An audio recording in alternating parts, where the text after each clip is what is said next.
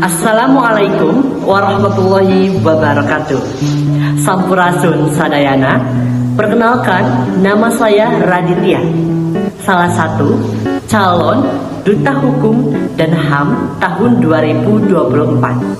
Saat ini saya duduk di bangku kelas 10 di SMK Negeri 3 Bala Endah, Kabupaten Bandung. Baik teman-teman, jadi di sini saya akan membahas mengenai korupsi. Apa itu korupsi? Korupsi berasal dari bahasa Latin corrupto dan corruptio yang secara harfiah berarti kebusukan, kejahatan, dan ketidakjujuran serta penyimpangan dari kesucian. Sedangkan menurut KBBI, korupsi adalah penyalahgunaan uang negara, perusahaan, dan sebagainya untuk kepentingan pribadi atau orang lain. Selain itu, beberapa definisi pakar menyatakan, Subekti dan Citri Sudibyo mengatakan bahwa korupsi adalah perbuatan curang dan tindak pidana yang merugikan negara. Korupsi dibagi menjadi 7 jenis.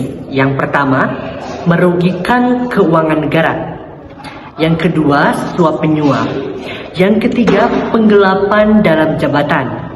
Yang keempat, pemerasan. Yang kelima, perbuatan curang.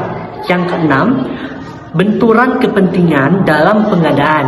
Dan yang terakhir yakni gratifikasi. Lalu, apakah korupsi berdampak negatif? Tentu saja berdampak negatif. Contohnya yang pertama, penghambatan pembangunan.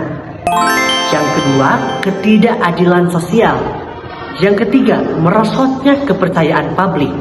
Yang keempat, kerusakan infrastruktur publik. Yang kelima, hambatan bagi pertumbuhan ekonomi. Dan yang terakhir, peningkatan biaya hidup. Ngomong-ngomong, kalian penasaran gak sih? Kenapa para pejabat Indonesia kebanyakan melakukan tindakan korupsi?